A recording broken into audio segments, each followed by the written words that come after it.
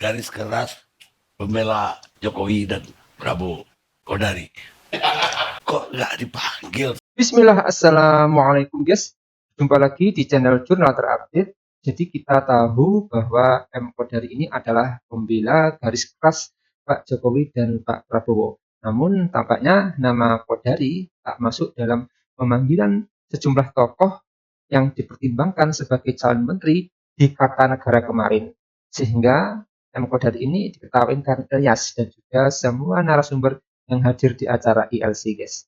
Jadi untuk lebih jelasnya langsung saja kita simak bersama-sama video ini guys. Bismillah. 2 hari ini saya nonton TV.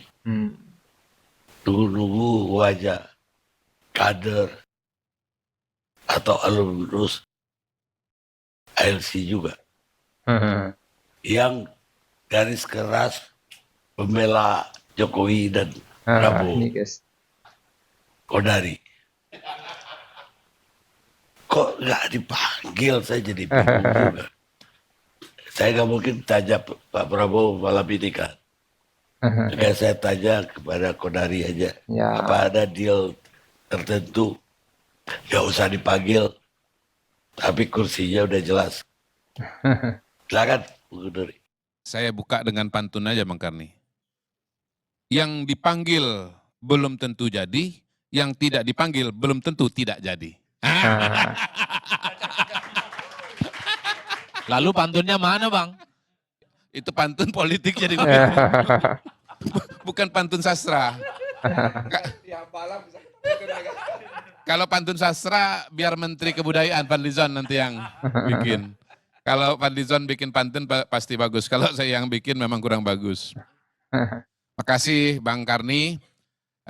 Suatu kebanggaan menjadi bagian dari kampus ILC ya.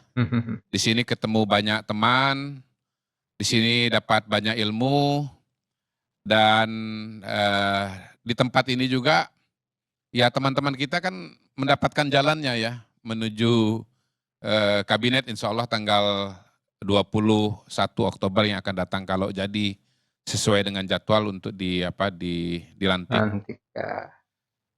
Kalau saya biasanya kembali kepada judul ya. Tapi sebelum kembali kepada judul saya mau komentar sedikit mengenai Bang Karni. Saya lihat Bang Karni hari ini kacamatanya baru ya. Udah lama juga, 3 minggu. Ya. Tapi ganteng Bang, awet muda ya. Thank you. Kayaknya Bang juga kalau pakai jas warna krem juga awet muda juga itu Bang.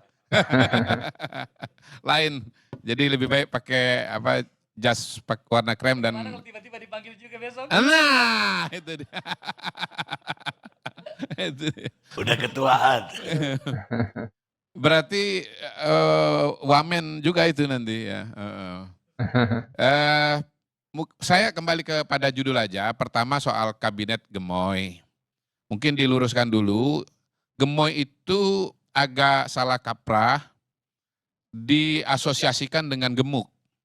Sebetulnya gemoy itu bukan, asal katanya itu bukan gemuk. Itu kata selengean atau kata kontemporer untuk kata gemas. Gemes Menggemaskan. Menggemaskan ya, atau lucu. Jadi bukan gemuk sebetulnya. Walaupun saya paham juga istilah gemuk ini disematkan kepada kabinetnya Pak Prabowo karena jumlah kementeriannya yang lebih banyak dibandingkan dengan sebelumnya. 34 awalnya Kita guys. belum tahu pasti berapa jumlah kementerian yang akan dibuat, apakah 44, apakah 45, apakah 46. Dan kita juga sebetulnya harus agak hati-hati dalam memberikan komentar pada hari ini termasuk saya. Karena sesungguhnya kita itu belum tahu persis berapa posnya, nomenklaturnya apa saja, dan siapa yang akan menempati pos itu. Walaupun sekitar 80% kita bisa membaca lah ya, bisa menebak. Kalaupun bukan membaca ya minimal menebak lah. Masing-masing orang dan pos-posnya. Tetapi sebetulnya harus ditunda dulu penilaian yang 100% itu. Nah, kabinetnya memang banyak menterinya. Saya kira yang perlu diberikan perspektif di sana kan karena ada pro dan kontra. Yang kontra itu biasanya mengatakan ini pasti biayanya akan Mahal. besar. Besar. Ya, secara logika menurut saya itu ya logis aja. Misalnya rumah dinas tadi udah dibahas oleh Bang Hensat, rumah dinasnya nanti akan tambah. Tapi kalau soal kemudian jadi macet, menurut saya itu jelas lebay, ya itu. Harus dijawab juga itu. Jelas lebay itu. Pertama, rumah dinas tuh sekarang ada 2 tempatnya. Pertama di Widya Chandra, yang kedua di Denpasar. Jumlah rumah dinas di situ tuh udah fix tuh. Nggak mungkin kemudian rumah dinas yang ada kemudian dibagi 2 orang menteri misalnya. Satu rumah dinas dibagi 2 orang menteri, nggak mungkin. Paling harus dicarikan tempat yang baru ya untuk menteri-menteri yang jumlahnya melebihi dari yang sudah ada. Kalau sekarang ini cukup di Widya Chandra dan cukup di Jalan Denpasar, mungkin nanti harus dicarikan di 2 tempat yang lokasi lain. sementara, guys. Yang jelas bertambah 10 menteri itu tidak akan bikin macet. Itu lebay. Itu tapi bertambahlah 10 rumah dinas katakanlah. Bertambah juga kendaraan dinas ya. Bertambah juga operasional menteri misalnya. Tetapi dalam kacamata yang lain sebetulnya saya berusaha melihat bahwa Pak Prabowo sedang mempertajam fungsi dari masing-masing kementerian. Ya. Sedemikian rupa Semoga aja, sehingga guys. masalah-masalah yang selama ini mungkin tidak cukup tertangani akan tertangani lebih baik. Karena apa? Karena memang tugas menterinya itu lebih spesifik dibandingkan dengan menteri sebelumnya. Kita ambil contoh misalnya Menkumham, ya, ada kemungkinan akan dipecah menjadi 3 kementerian. 1 Menteri Hukum, kedua Menteri Imigrasi dan Pemasyarakatan, garis miring LP, yang ketiga Menteri HAM ya, Hak Asasi Manusia.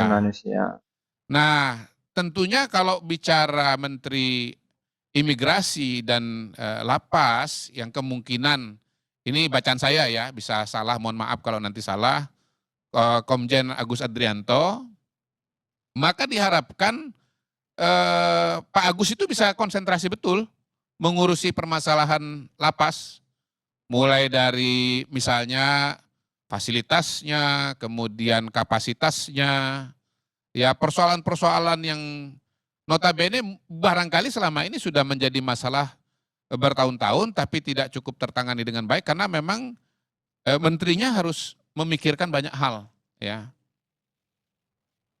Contoh yang kedua adalah Kementerian Diknas misalnya. Saya melihat kementerian yang paling besar itu pada hari ini ya buat saya pribadi adalah Kementerian Pendidikan Nasional. Mengurus siswa yang jumlahnya 82 mungkin 83 juta orang. Ada pendidikan dasar, ada TK, ada SD, ada SMP, ada SMA.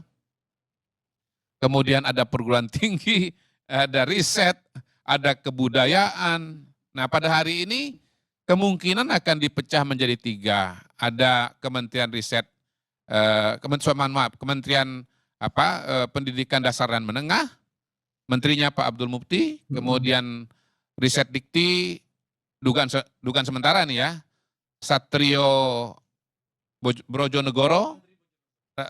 Sumantri Bojonegoro, kemudian Menteri Kebudayaan, alumni ALC, Fadlizon.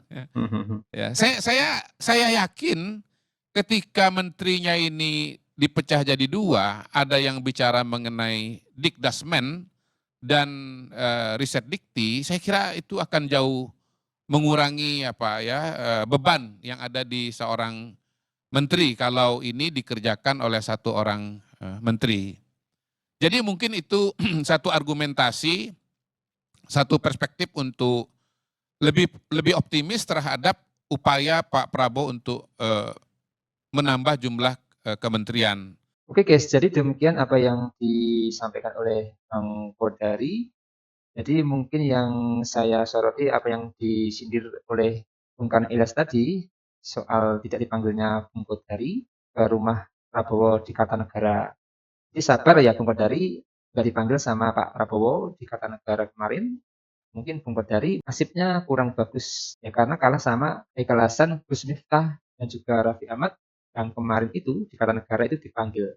Tapi yang sangat mengejutkan yang terbaru ini adalah M. Kodari itu ternyata diundang dalam acara pembekalan bagi calon wakil menteri di kabinet Prabowo Subianto di Raka Buming Raka beberapa waktu lalu. Jadi pembekalan wakil menteri, bukan menteri seperti itu ya.